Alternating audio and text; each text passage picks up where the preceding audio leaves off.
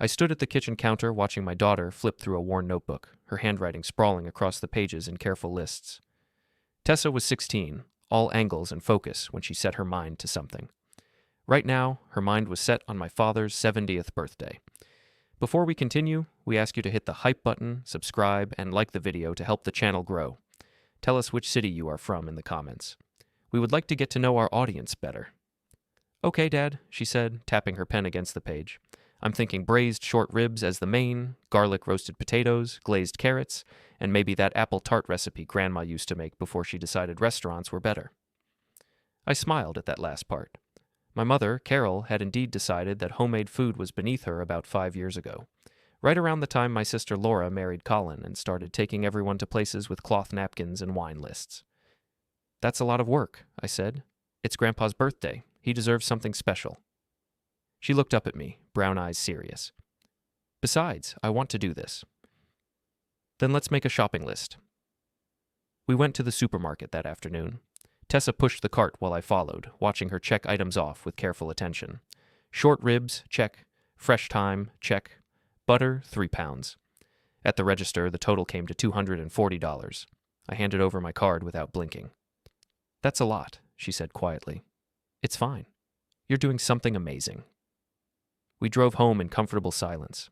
After the divorce 3 years ago, it had been just the two of us. I'd worried she'd resent the smaller house, the quieter life, but she never had. If anything, we'd grown closer. The next 2 days blurred into a rhythm of chopping, stirring, and the warm smell of food filling every room. I helped where I could, washing dishes, setting timers, running to the store when we needed more cream. Tessa worked like she was creating art. The ribs need to braise for 3 hours, she said on Saturday afternoon, sliding a heavy pot into the oven. Then I'll make the glaze tomorrow morning. I looked at the covered dishes lining our counters. Roasted vegetables, potato mixture ready to go, homemade rolls wrapped and waiting. It was impressive. It was love made visible. You should be proud, I said. She wiped her hands on a towel. I am. I think Grandpa will really like it. My phone buzzed. I pulled it out, expecting maybe a question about arrival time.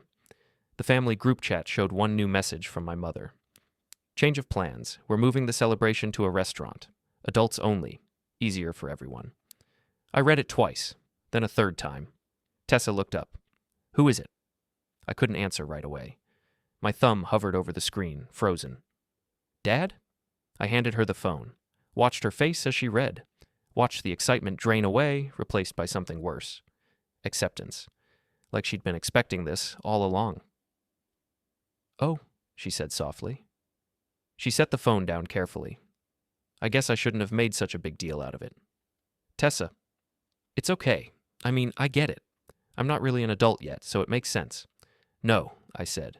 It doesn't make sense. But she was already untying her apron, folding it with shaking hands. I'm going to go to my room for a bit. I let her go because I didn't trust my voice. She didn't need to hear her father raging. She needed stability. I picked up my phone and opened the group chat again, scrolled up through the previous messages. Everyone confirming they'd be there. My father saying he was looking forward to it. Laura sending a birthday cake gif. Colin adding a joke about beer. Not one of them had mentioned changing plans.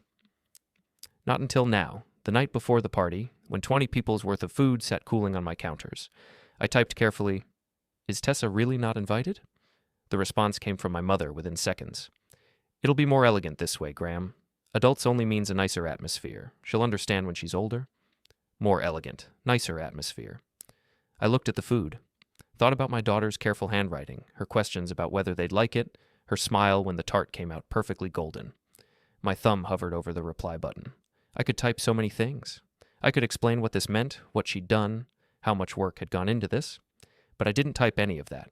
Instead, I closed the chat and set the phone face down on the counter. Around me, dishes of cooling food sat in quiet rows, a feast no one would eat, made by a girl who'd just learned again that she wasn't quite enough. Outside, the sun was setting. Inside, something in me had shifted. I just didn't know what it would look like yet. I didn't sleep well. Around 3 in the morning, I got up and walked through the kitchen, looking at all those covered dishes in the dim light. 2 days of work, 2 days of my daughter believing she mattered to these people. By sunrise, I'd made a decision. I would drive to my parents' house and talk to them face to face, calmly, rationally. I told Tessa I was running an errand. She was still in her pajamas, eyes puffy, picking at toast she wasn't really eating. "Okay," she said, not looking up. The drive to my parents' house took 15 minutes. I parked and walked to the front door, rang the bell twice. My mother opened it after a long moment. She was already dressed, makeup on, hair done. She looked at me with the expression she usually reserved for door-to-door salespeople. "Graham, this isn't a good time. I just want to talk about yesterday's message." "There's nothing to talk about. The restaurant is booked. It's adults only, no drama." "Mom, Tessa spent 2 days cooking for 20 people. That's very sweet of her, and I'm sure you can both enjoy the food at home. But we've decided this birthday needs to be more sophisticated. Your father deserves that." "Why didn't anyone mention this before?" "Because we only decided yesterday. Colin suggested it, and everyone agreed it made sense. Now really, Graham, I have things to do." She started to close the door. I put my hand against it, not pushing, just stopping it. "Tessa is heartbroken." My mother sighed like I was being exhausting. "She's 16. She'll get over it. You coddle her too much. Ever since the divorce, you've made her your whole world, and it's not healthy. She needs to learn that not everything revolves around her feelings." The door closed. I stood there on the porch, looking at the painted wood. Behind me, a neighbor was getting his newspaper. He glanced over, then quickly looked away. I walked back to my car and sat in the driver's seat, not starting the engine. My hands were shaking. I drove slowly, not ready to go home yet, and found myself turning down Laura's street. Her house was the biggest on the block. Colin's car was in the driveway, and so was my mother's. I parked 3 houses down and walked back. As I got closer, I heard voices from the backyard. The gate was open, just a crack. I moved closer. "Ridiculous," Colin was saying. "Finally, we can enjoy a meal without a teenager hovering." Laura's laugh. "You should have seen the group chat last night. Graham sent this sad little message like we'd kicked his puppy." "He's always been too soft." That was my mother's voice. "Even as a boy, always crying about fairness." "And now he's turned Tessa into a mini version of himself," Laura added, "all sensitive and clingy." "At least at the restaurant, we won't have to pretend to like homemade food," Colin said. They all laughed. "The girl needs to learn her place," my mother said, flat and certain. "She's not part of the adult family yet. Graham needs to stop treating her like an equal." I walked back to my car very quietly, got in, sat there with my hands on the steering wheel. Her place, learn her place. My phone buzzed. The group chat again. Laura had written, "Remember, no last-minute guilt trips, please. Let's keep this birthday classy." I drove home in silence. When I got there, Tessa was curled up on the couch with a book she wasn't reading. "How'd it go?" "It didn't. They're set on the restaurant." She nodded like she'd expected that. "It's okay, Dad. We can donate the food or something." I went to my small home office and sat at my desk, opened my laptop, stared at the screen, then I opened my email and started searching. Family events, birthday dinners, holiday gatherings, clicking through years of polite planning, and there, in my sent folder, I found them. Transfers, confirmations, deposit receipts. I'd been funding these things for years. At lunch the next day, I went to the work break room. 3 coworkers were there, Janet from accounting, Marcus from IT, and Priya. "That smells incredible," Priya said. "Where'd you get it?" "My daughter made it. She was supposed to cook for a family party, but plans changed." I gave them the simple version. The room went quiet. "Wait," Marcus said slowly. "They told your kid she couldn't come after she made all the food?" "Basically, yes." "That's messed up," Priya said flatly. Janet was frowning. "Are you paying for any of this? The restaurant?" The question hung there. "I usually help with family events. There's a fund." "A fund," Marcus repeated. "Yeah. I set it up years ago for group celebrations. Everyone was supposed to contribute, but I'm not sure how much anyone else actually puts in." After work, I drove to a small cafe downtown. I'd texted my old friend John, an accountant, asking if he was free. He was already there when I arrived. "What's going on?" he asked. I told him the story. He listened without interrupting until I got to the part about the fund. "Wait, you set up a fund? What kind of fund?" "Just a separate account, Family Celebration Fund. And the account is in your name." "I opened it myself. My parents have access to see the balance, but I'm the primary account holder." John typed something into his phone. "Graham, do you know how much is in that account right now?" "Maybe 3,000 or 4,000. "And who made the last deposit?" I hadn't checked in months. "Probably me." "When was the last time someone else contributed?" I couldn't remember. John set his phone down. I think you need to actually look at that account. Because if you're the only one putting money in... He didn't finish the sentence. He didn't need to. We talked for another hour about account ownership and deposits. By the time I left, my mind was churning. At home, I pulled out the filing cabinet drawer where I kept old bank statements, found the folder labeled Family Events Transfers, opened it. Receipts going back 5 years. My name on every single one.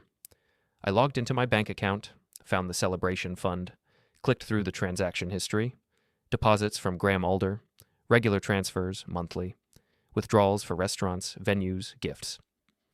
I scrolled back through years of transactions. Not a single deposit from anyone else.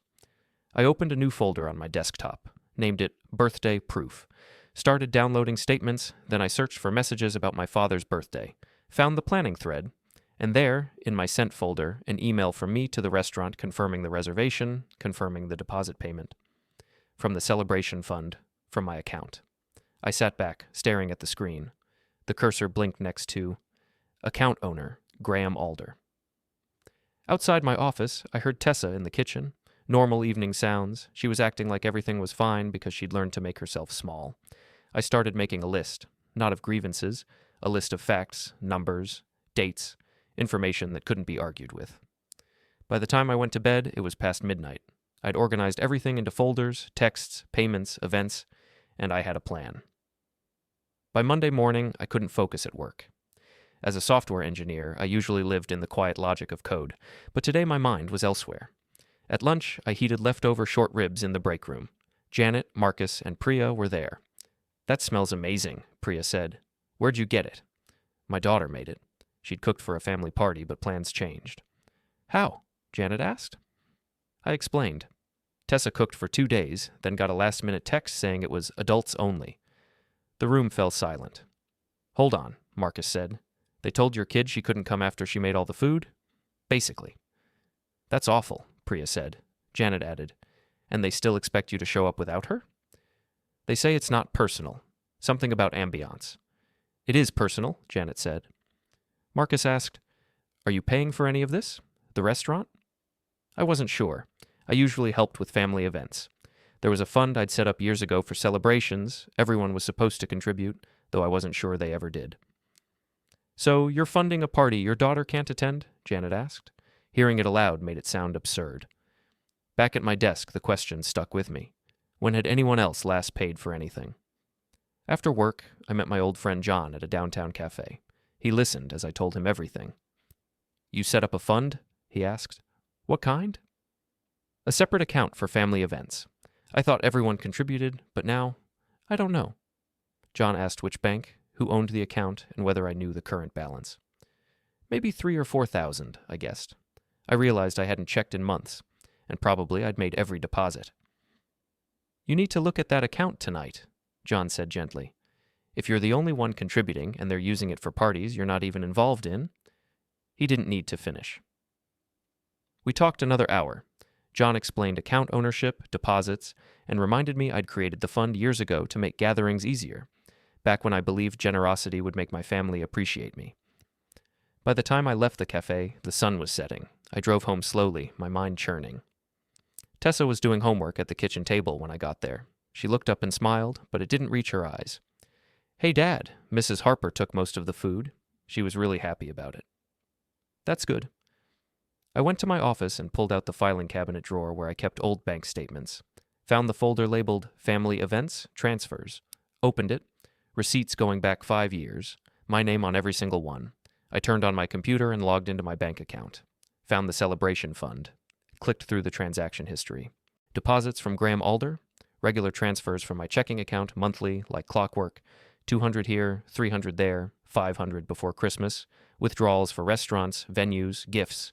I scrolled back through 2 years of transactions, then 3, then 4. Not a single deposit from anyone else. My parents could see the balance.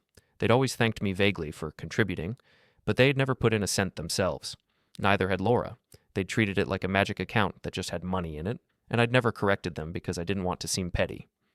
I opened a new folder on my desktop, named it Birthday Proof, started downloading statements, then I opened my email and searched for messages about my father's birthday, found the planning thread from a month ago, Laura suggesting the restaurant, my mother agreeing, someone asking about deposits, and there, in my sent folder, an email from me to the restaurant confirming the reservation, confirming the deposit payment.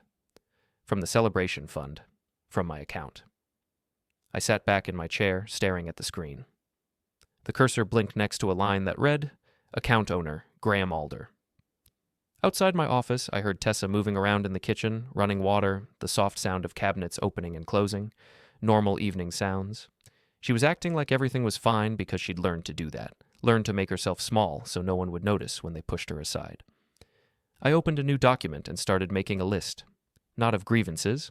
I didn't need to write those down. They were burned into my memory. A list of facts, numbers, dates, the kind of information that couldn't be argued with. When I finally went to bed that night, it was past midnight. I'd organized everything into neat digital folders, texts, payments, events. Every piece of evidence that proved I'd been funding my own humiliation for years. And I had a plan. Tuesday morning, I called the bank and booked a 2:00 appointment to discuss the celebration fund. I drove to the same First National branch where I'd opened the account 6 years ago, when my mother had suggested a shared family fund for easier celebrations. A young clerk named Priya pulled up my file.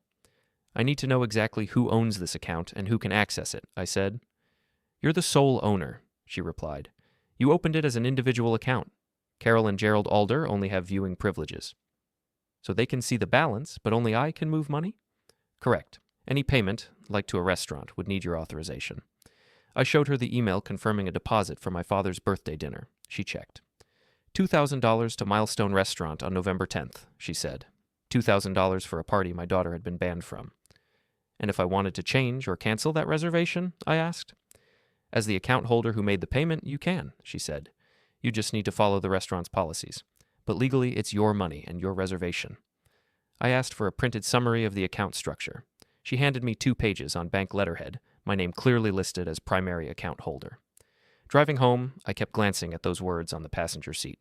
At home, with Tessa out at a friend's, I went straight to my office, opened my laptop, and pulled up the email thread with Milestone. I wrote, Dear Ms. Vaughn, I'm writing regarding the reservation for Gerald Alder's birthday celebration on Sunday, November 24th. As the account holder who made the deposit, I'd like to discuss modifying the reservation details. Would you have time for a call this week? Best regards, Graham Alder. I sent it before I could hesitate. Within an hour, she replied. She'd be happy to discuss and was free tomorrow at 10 a.m. I confirmed the time. That evening, Tessa and I ate leftovers. The short ribs reheated surprisingly well. She'd been quiet all day, and I didn't push her to talk. Sometimes silence was better than words that couldn't fix anything. Dad, she said finally, pushing food around her plate. Are you going to the birthday dinner? I don't know yet, she nodded. You should go. It's Grandpa's birthday. Don't skip it because of me. Tess, I mean it. I don't want you to fight with them over this. It's not worth it. I looked at my daughter, at the way she'd learned to make herself smaller, to ask for less, to accept that she was the problem rather than the people who treated her like one. It is worth it, I said quietly. You're worth it. She didn't argue, but I could see she didn't believe me. Not yet.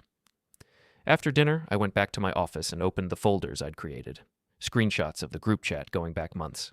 The adults-only message, of course, but also smaller things. Times when plans had changed without consulting me. Comments about my gifts being thoughtful but simple compared to Laura's generous ones. Jokes about my car, my house, my job. I'd saved them all without really thinking about why.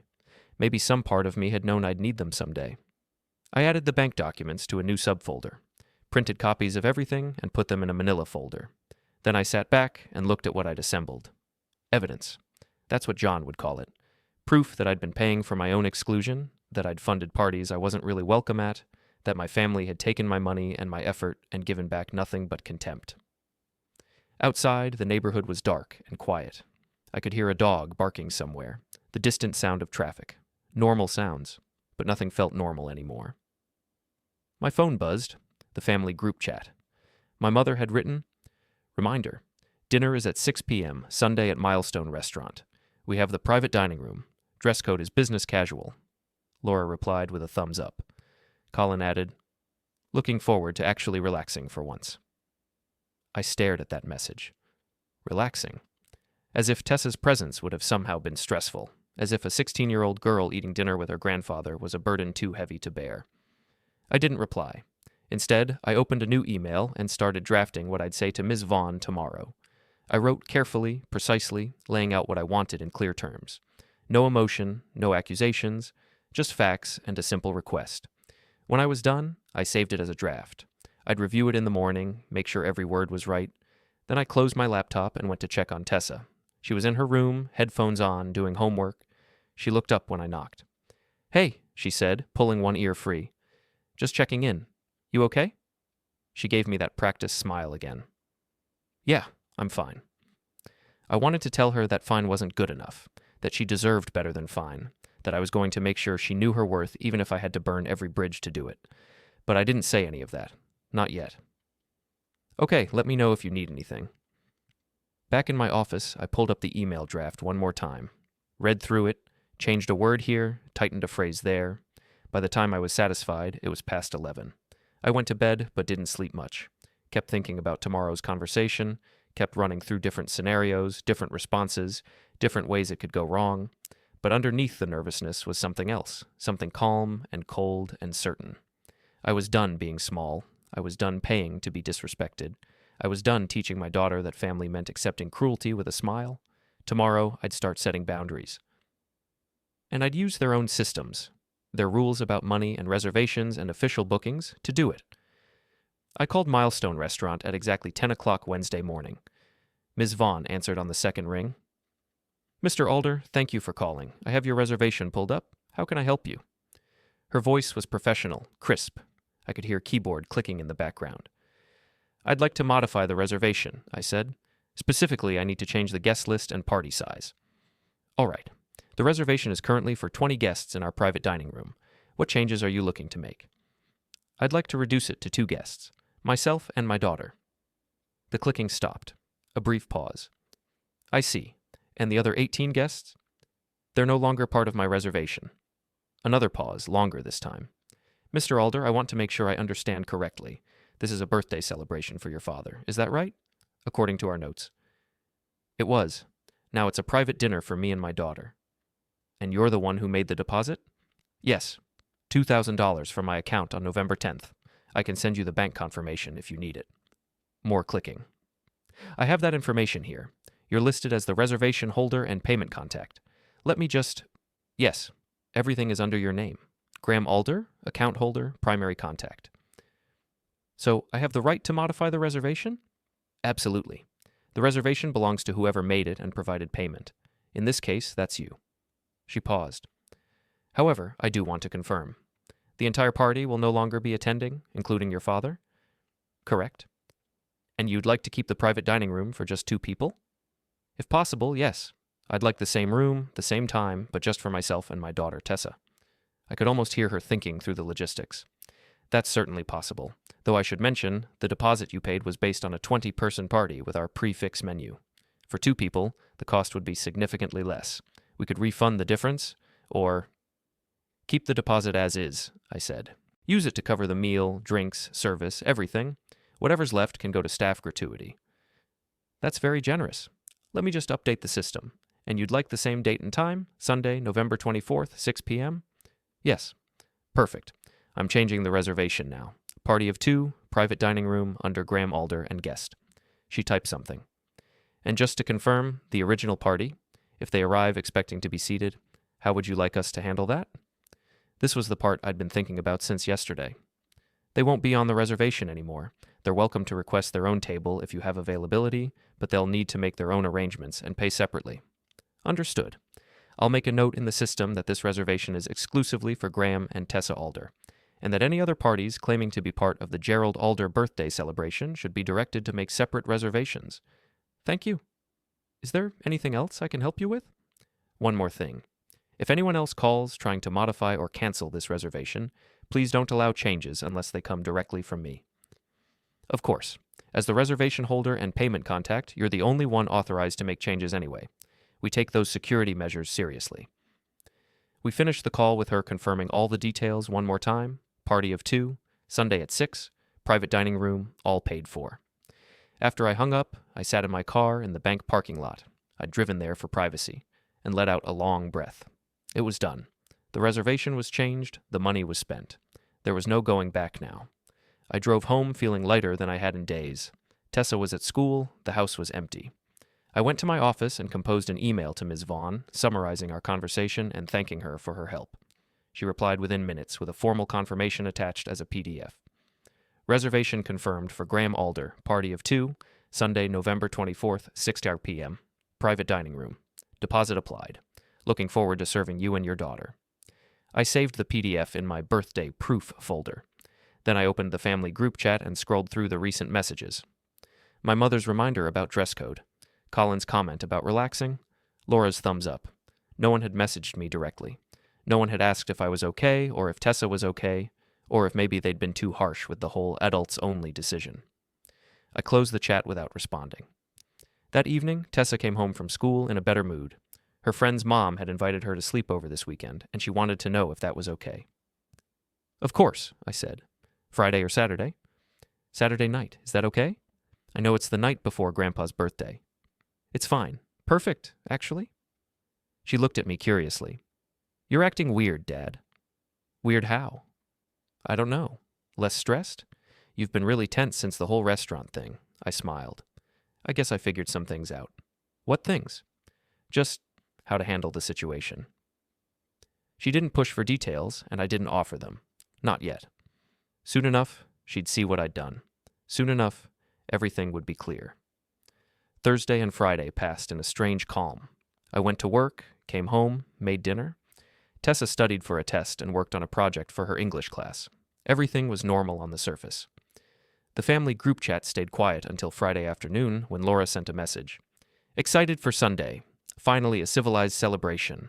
My mother replied, Gerald is very much looking forward to it. Colin added a wine glass emoji. I didn't respond. Saturday morning, Tessa packed a small bag for her sleepover. Before she left, she hugged me at the door. Have fun, I said. You too, at the dinner tomorrow. I will. She pulled back and looked at me. Dad, you're really going? Yes. Without me? No, I said carefully. Not without you. But they said, let me worry about what they said. Just have fun with your friend, okay? She nodded, uncertain but trusting. After she left, I spent the rest of the day cleaning the house and doing small tasks that didn't require much thought. Laundry, dishes, organizing the garage. That evening, I went for a walk through the neighborhood. The air was cold, the sky already dark by 6. I walked past houses with lit windows, families having dinner, kids playing in driveways under porch lights. Normal lives. Uncomplicated lives. I thought about all the times I'd swallowed hurt for the sake of family harmony. Every dismissive comment I'd ignored. Every time I'd funded a gathering where I was tolerated but not valued. Every moment I'd taught Tessa that this was normal, that this was what love looked like. It wasn't love, it was convenience. They kept me around because I was useful, because I paid for things, because I didn't make waves, because I could be counted on to show up and smile and pretend I didn't notice the contempt. But I'd noticed. I'd always noticed. I walked until my hands were numb from the cold, then turned back toward home.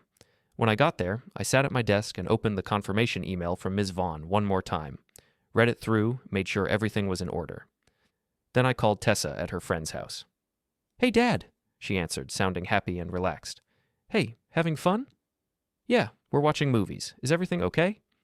Everything's fine. I just wanted to let you know. Tomorrow we're going to that birthday dinner after all. Silence. Then, Dad, I told you, I don't want to make this into a big thing. It won't be a big thing, I promise. Just trust me, okay? I'll pick you up at 4 tomorrow afternoon. Wear something nice. But they said, I know what they said. This is different.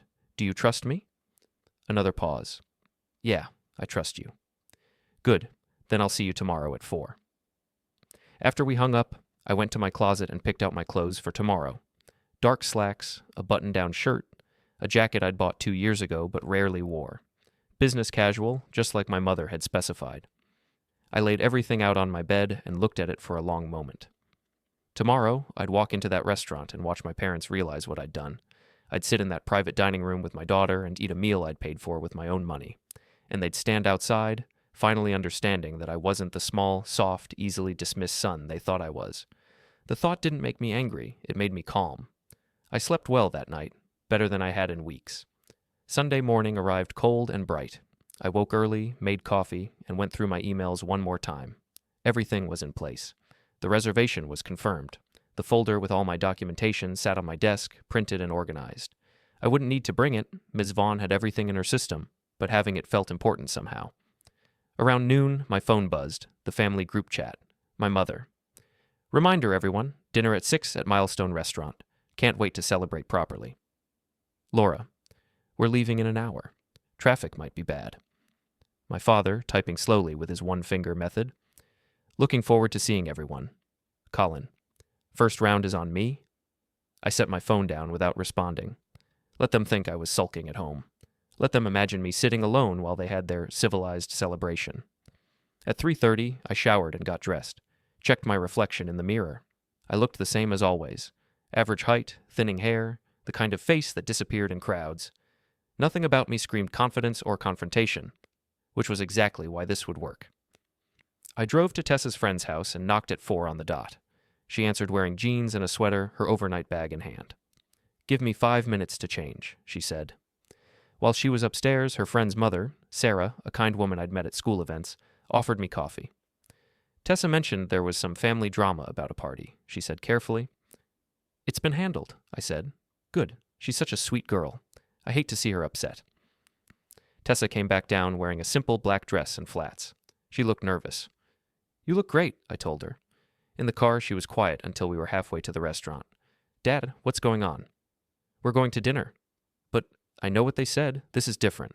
How is it different? I glanced at her. Because this time, we're the guests who matter. She frowned, not understanding, but didn't push further. We arrived at Milestone Restaurant at 5:45. The parking lot was already filling up. Sunday evening was busy. I spotted my parents' car near the entrance and Laura's SUV 2 rows over. They're here, Tessa said, shrinking down in her seat. I know, come on. We got out and walked toward the entrance. Tessa stayed close to my side. As we reached the doors, I saw my mother through the front windows, talking to someone at the host stand. Her back was to us. We stepped inside. The restaurant was elegant without being stuffy. On dark wood, soft lighting, white tablecloths. A Sunday dinner crowd filled most of the main dining room. Near the host stand, my mother was gesturing emphatically while a young host looked confused. Reserved the private room weeks ago, my mother was saying. Under Gerald Alder, birthday party of 20. The host checked his computer. I'm sorry, ma'am, but I'm showing the private room reserved for Graham Alder, party of 2. My mother's expression sharpened. That's my son. The room is for all of us. Let me get the manager, the host said, clearly uncomfortable. That's when my mother turned and saw us. Her eyes went wide, then narrow. Graham, what are you doing here? Having dinner, I said calmly. She looked at Tessa, then back at me. We talked about this. Adults only. I remember. Behind her, my father appeared from the direction of the restrooms, saw us, and stopped. Laura and Colin were right behind him, both carrying drinks from the bar. What's happening? My father asked. Before anyone could answer, a woman in a business suit approached. Late 30s, dark hair pulled back, professional smile. The name tag read, Catherine Vaughn, events manager. Mr. Alder, she said, looking at me. We spoke on the phone. Yes, this is my daughter, Tessa. Ms. Vaughn smiled at Tessa, then turned to my mother. And you must be Mrs. Alder. I'm afraid there's been some confusion about tonight's reservation. There's no confusion, my mother said sharply. We booked the private room for my husband's birthday, 20 people. Actually, Ms. Vaughn said, still smiling but with steel underneath, the reservation was made and paid for by Graham Alder. As the account holder, he contacted us this week to modify the booking. My mother's face went very still. Modify it how? The reservation is now for a party of 2, Graham and Tessa Alder. The private dining room is reserved exclusively for them this evening. Silence spread through our little group like ice. Laura recovered first. That's ridiculous. This is Dad's birthday. Graham doesn't get to just... Actually, Ms. Vaughn interrupted gently, he does. The reservation is under his name, paid from his account. He's the primary contact and the only person authorized to make changes. My father was staring at me. Graham, what is this? This, I said quietly, is me using my grown-up rights. Your what? My mother demanded.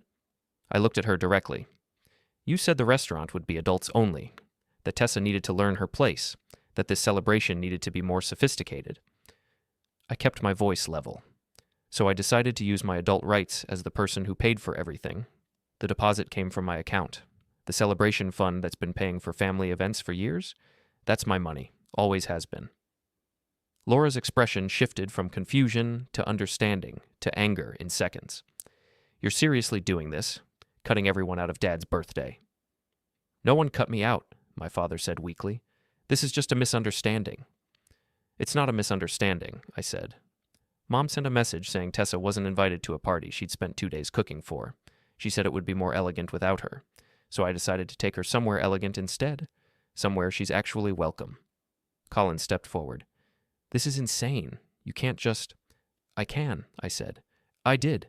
The reservation is mine. The money is mine. The private room is mine. Ms. Vaughn nodded. If you'd like to dine here this evening, I'd be happy to check availability in our main dining room. You'd need to make a new reservation and... We don't need a new reservation, my mother interrupted, her voice rising. This is a family birthday party. Graham is being ridiculous. I'm being honest, I corrected. For years I've paid for family celebrations. I've contributed to every dinner, every event, every gathering. I never asked for thanks, I never complained, but I also never agreed to fund my daughter's exclusion. She's 16, Laura burst out. She's not an adult. She's my daughter, and she spent 2 days making a meal for people who told her at the last minute that she didn't matter enough to include. I looked at my father. Happy birthday, Dad. I hope you enjoy your evening. My mother's face was scarlet. This is blackmail. You're using money to manipulate. I'm using money I earned to make decisions about events I pay for. That's not manipulation. That's reality. Several other diners were watching now. The host at the stand looked like he wanted to disappear.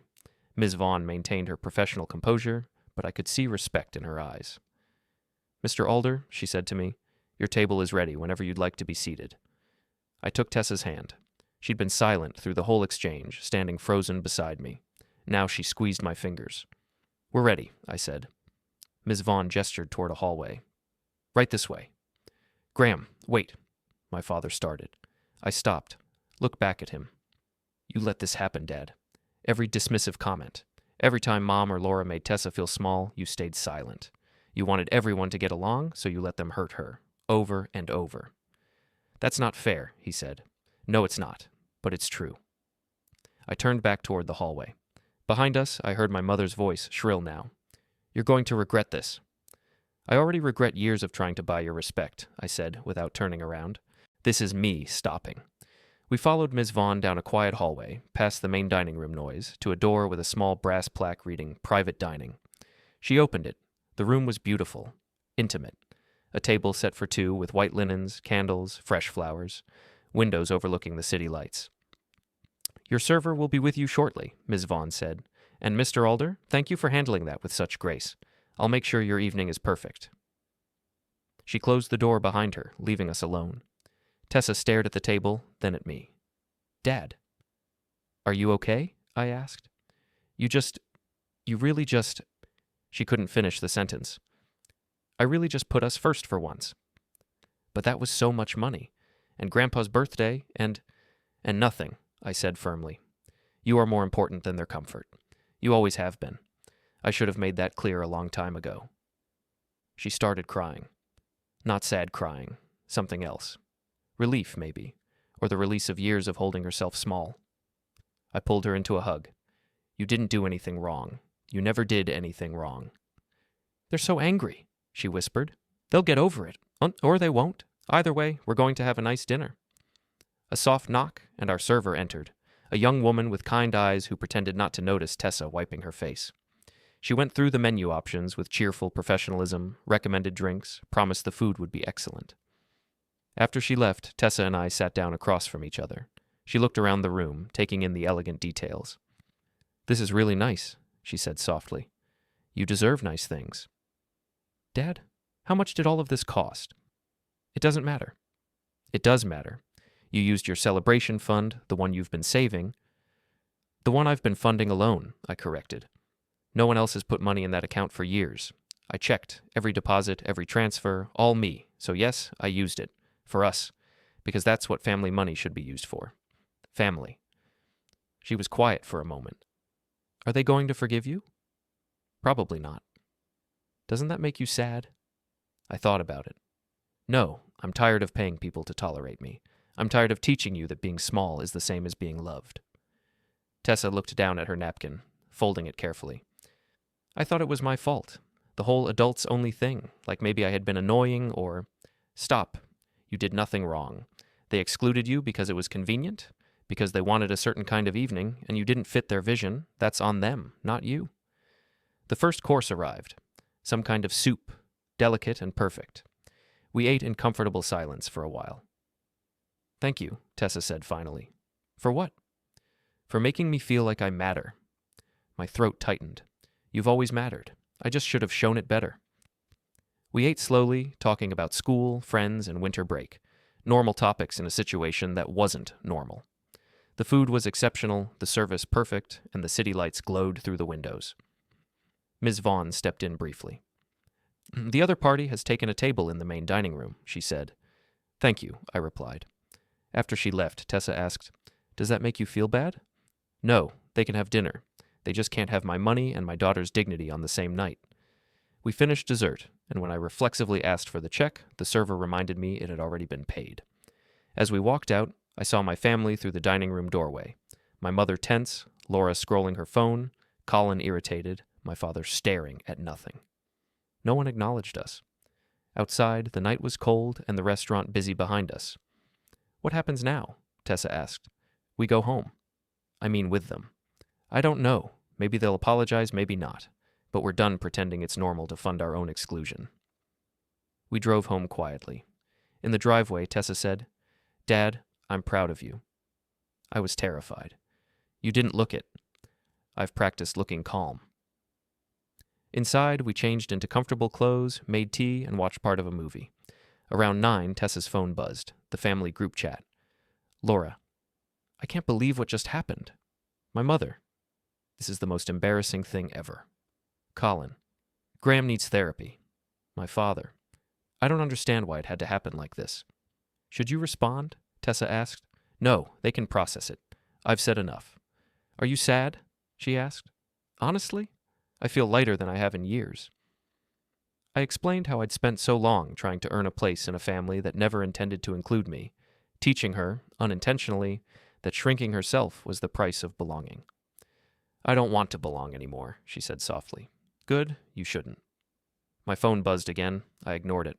Later, after she went to bed, I looked at the folders of evidence on my computer. Years of receipts and screenshots proving I'd been funding my own marginalization. I didn't need them anymore, but I kept them, just in case. Another buzz. This time, I checked. A text from my father. Please call me. I put the phone down without replying. Tomorrow, I'd deal with everything else. Tonight, I wanted to sit in the quiet satisfaction of finally putting my daughter first. The second week after the birthday dinner brought a different kind of tension. Not the explosive anger of those first few days, but something colder, more calculating. My mother sent one message, formal and brief. When you're ready to discuss this like an adult, you know how to reach me. I didn't respond. Laura sent a longer message. I've been thinking about what you did, and I want you to understand something. Mom and Dad supported you through your divorce. They helped with Tessa when you couldn't manage on your own, and this is how you repay them? By humiliating Dad on his birthday? I don't think I can forgive that. Colin and I have decided to distance ourselves from you until you can show some maturity. I read it 3 times. Noticed what she left out? Never mentioned the adults-only text. Never acknowledged that Tessa had cooked for days. Never addressed the fact that I'd been funding family events alone for years. I deleted the message. Work became a refuge. Quiet problems with logical solutions. Janet would occasionally ask how things were going, and I'd give her brief updates. She'd nod and say things like, good for you, and they'll come around or they won't. At home, Tessa was thriving. She laughed more, worried less, started talking about colleges she might want to visit, careers she was interested in, without the constant anxiety that had followed her before. Dad, she said one evening while we were making dinner, do you think I should reach out to Grandma? Do you want to? Part of me thinks I should, like maybe I'm being immature by not trying to fix this. What does the other part think? The other part thinks she should apologize first. I didn't do anything wrong. You didn't. But everyone keeps saying family is supposed to forgive each other. Forgiveness without accountability isn't forgiveness. It's just accepting that you don't matter enough to deserve an apology. She looked at me. Did you learn that recently, or have you always known it? I've always known it. I just forgot for a while. Her phone buzzed. She glanced at it and her expression changed. It's from Aunt Laura. She showed me. The message read, Tessa, I hope you understand that what your father did was wrong. Adults should resolve conflicts maturely, not by using money to control situations. When you're older, you'll see that. Should I respond? What do you want to say? I want to say that Dad didn't use money to control anything. He just stopped paying for people to exclude me. Then say it, she typed. Aunt Laura, I don't think what Dad did was wrong. He stood up for me when no one else would. That's what good parents do. She hit send. 30 seconds later, the phone buzzed. She looked and laughed. She's typing. This should be good. But nothing came. Whatever Laura had started to write, she'd thought better of it. Wednesday brought an unexpected visitor. My father showed up at my house, waiting on the front steps. Can we talk? He asked. I let him in, made coffee. He sat at the kitchen table, looking older. Your mother wants to have a family meeting, everyone together. No. Graham. No, I'm not sitting through a meeting where everyone explains why I'm wrong, and I'm expected to apologize for not funding my own exclusion. He was quiet. Then, what if I promised that wouldn't happen? You can't promise that. You never try. You stay quiet when it matters because you're afraid of conflict. You did it when Mom decided I wasn't good enough. You did it through my divorce. You did it last week when they excluded Tessa. You always choose peace over standing up for what's right?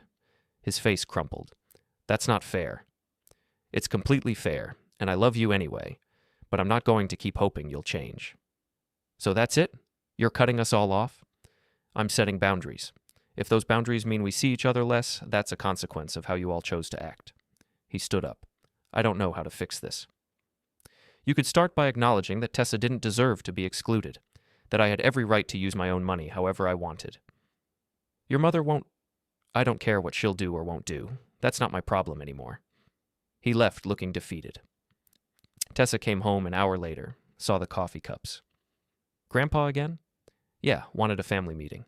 Are you going? No, she nodded. Good. She hugged me suddenly. Thanks for being on my side, even when it's hard. John called that evening. Your cousin Rachel wanted to know if you were okay. Rachel. We'd been close as kids, but had drifted apart. What did you tell her? The truth. She said she's been watching the drama and she's completely on your side. She stopped going to family events years ago because of how your mom and Laura treat people. That helped more than it should have. Rachel texted within minutes. Graham, I heard about the birthday dinner. Finally. Someone needed to stand up to them. Good for you. We texted for a while. She told me about her life and said she'd made peace with the distance from our family. Your mom has a way of making you feel like you're never quite enough, she wrote. I'm glad you finally stopped accepting it. I showed Tessa the message. See? We're not crazy. Never thought we were. Yes, you did. A little bit. She was right. But I wasn't wondering anymore. The third week brought acceptance, grudging and uncomfortable, but real. My mother didn't call or text. Neither did Laura. But my father sent occasional messages. Hope you're doing well. Nothing substantive, just maintaining connection. I responded with equal neutrality. Janet mentioned she'd seen my mother at a grocery store. She looked tired, like someone who's realizing she might have miscalculated. I didn't feel triumphant, but I didn't feel guilty either. Tessa got a message from her cousin Sophia, Laura's daughter. They'd never been close, but now Sophia was reaching out. She wants to hang out, Tessa said. Do you want to? It feels weird. You don't owe anyone your time. Sophia wrote back. I just wanted you to know I think what happened was messed up. You got excluded from a party you cooked for. That's wrong. Tessa showed me with wide eyes. Over the next few days, they texted occasionally. It was something. Mrs. Harper stopped me one evening. Your mother came by last week, wanted to know if I thought she'd been too harsh. What did you tell her? I told her that excluding a child who'd worked hard was not about sensitivity. It was about basic decency. She didn't like that answer. Life continued. Tessa and I fell into new routines.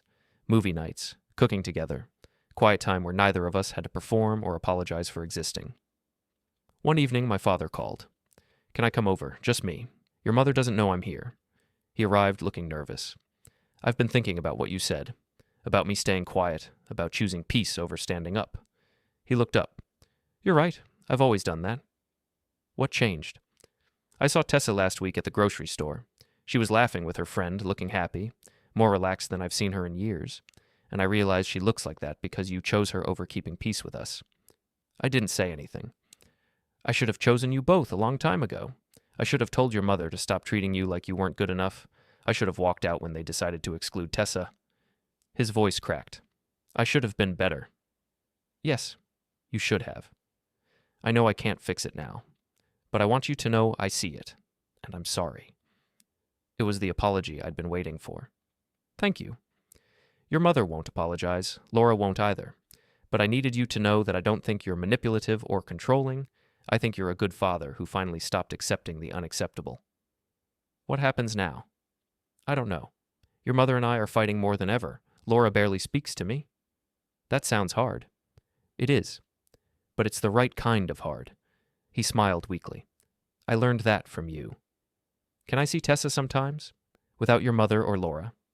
If Tessa wants to, I'll ask her. After he left, I told Tessa about the conversation. He apologized? Yes. Do you believe him? I think he means it. I'd like to see Grandpa sometimes, just him, but not Grandma. Not yet. That's completely fine. My father's apology didn't erase years of passivity, but it mattered. It meant at least one person had chosen truth over comfort. Thanksgiving was 2 weeks away. This year, I received no invitation to my parents' house. Are you sad? Tessa asked. No, relieved. We decided on a small celebration at home. Just us. Tessa found recipes and made a list. Rachel called. I heard you're not coming to Thanksgiving. My family is having dinner if you want to drive out. No pressure. It was a 6-hour drive. Thanks, Rachel. We're staying home this year, but I appreciate it. Anytime. And Graham? Half the family thinks you're crazy, but the other half has been privately saying it's about time someone stood up to your mom. The company holiday party was the Friday before Thanksgiving. I brought Tessa. Your 16-year-old to a work party? Janet asked. Why not? Tessa mingled easily, talking to people with grace. My boss pulled me aside. Your daughter is delightful. Thanks. You've seemed different lately. More confident. Thanksgiving morning, Tessa and I cooked together. Music played. We sang badly and laughed. Around 11, my father texted, Happy Thanksgiving. Wish you were here. I wrote back, Happy Thanksgiving, Dad. Maybe we can see you next week. We ate it too. The food was good, made with care. This is nice, Tessa said. Quiet. I like it. My phone showed a voicemail from my mother. It's Thanksgiving, and you're not here. Everyone keeps asking where you are. I hope you're proud of yourself for ruining another holiday. I deleted it. My father stopped by the next morning with leftovers. Your mother sent these? We talked about the gathering. Several relatives had quietly told him they thought I was right. People don't want to rock the boat. You're doing it now, though. Laura sent a message. Graham, I've been thinking. I don't agree with how you handled things, but maybe we could have been more thoughtful about Tessa's feelings. If you're open to talking, I'd like to meet. I met her at a cafe. She looked uncomfortable. I talked to Dad, and I realized I've been complicit too in how Mom treats people. Why didn't you speak up? Because it was easier not to. I told myself it was just one dinner. She looked at me. I was wrong. Can I apologize to Tessa? If she wants to hear it. Laura eventually met Tessa at a park. When Tessa came back, her eyes were red, but she was smiling. She apologized. Really apologized. How do you feel? Better. Not fixed, but better. December arrived. Christmas was 3 weeks away. Tessa and I started planning our own celebration. My phone buzzed with a message from my Aunt Patricia, my mother's sister. Graham, I heard about the birthday. I'm on your side. Your mother has been controlling for years. Good for you. I wrote back, thank you. Her response? Your mother called me in tears. But when she explained what happened, I told her she was wrong. Another ally. We kept preparing for our quiet Christmas. Just us and maybe a few people who actually wanted us there. One evening, I was checking my email when a new message appeared. From Ms. Vaughn at Milestone Restaurant. Mr. Alder, your parents have contacted us multiple times requesting information about your November reservation and payment. Per our policy, we've declined to provide any details without your authorization. However, they've become increasingly insistent. I wanted to make you aware in case you receive contact from them. Best regards, Catherine Vaughn. I showed Tessa. She read it and shook her head. They still don't get it. No, they don't. Are you going to respond to Ms. Vaughn? Just to thank her for following proper procedures. The next morning, my mother called. I didn't answer. She left a voicemail. Graham, the restaurant won't tell us anything about that reservation. They say it's confidential, but that was your father's birthday party. We have a right to know how much you spent, what you changed, all of it. This secrecy is childish. Call me back immediately. I saved the voicemail. Not to use it. Just to remember the sound of someone who still didn't understand that my money, my reservation, and my decisions were none of her business. That evening, Tessa and I decorated our small Christmas tree. She hung ornaments while I untangled lights. Dad? Yeah? I'm really happy, like actually happy, not pretending. I looked at her. She was smiling, genuine and bright. Me too, Tess. I know we lost some family, but I feel like we gained something better. What's that? Ourselves. She was right. We'd lost people who'd never really valued us anyway, but we'd gained something infinitely more important, the knowledge that we were worth standing up for, that boundaries weren't cruel, that choosing dignity over false peace was always the right choice. My phone buzzed. Another message from my mother, sent to the family group chat I hadn't left yet. For those asking, Graham and Tessa will not be joining us for Christmas. Graham has made it clear that his pride is more important than family. We'll miss them, but we'll celebrate without them. Laura replied immediately. Actually, Mom, I think we need to talk about why they're not coming. My mother. There's nothing to discuss. Laura. There's a lot to discuss, starting with how we treated Tessa. I stared at my phone. Laura, publicly pushing back. In the group chat where everyone could see, Colin joined in. Laura, this isn't the place. Laura. No, it is the place. We excluded a 16-year-old girl from a party she'd cooked for. That was wrong. Graham was right to be upset. My father. Laura is right. We owe them both an apology. My mother. I will not apologize for wanting an elegant celebration. Laura. Then you'll celebrate without us too. I'm not coming to Christmas unless Graham and Tessa are invited and properly apologized to. The chat went silent. I watched the screen, waiting for my mother's response. Nothing came. Tessa looked over my shoulder. Aunt Laura is standing up for us. Looks like it. And Grandpa. Him too. She smiled. Maybe things are changing. Maybe. But I didn't need them to change. That was the revelation. I didn't need my mother's apology or Laura's defense or my father's support. I had what mattered, my daughter's happiness, my own peace, the freedom that came from finally, refusing to fund my own humiliation. My phone rang. My mother. I answered this time. How dare you turn my own daughter against me, she hissed. I didn't turn anyone against you. I just stopped pretending your behavior was acceptable. You're tearing this family apart. No, I'm just not holding it together at my own expense anymore. If you don't apologize and come to Christmas, you're not welcome in this family. I felt something settle in my chest. Calm, clear, certain. Then I guess I'm not welcome. And honestly, Mom, that's fine. Tessa and I will have a wonderful Christmas without you.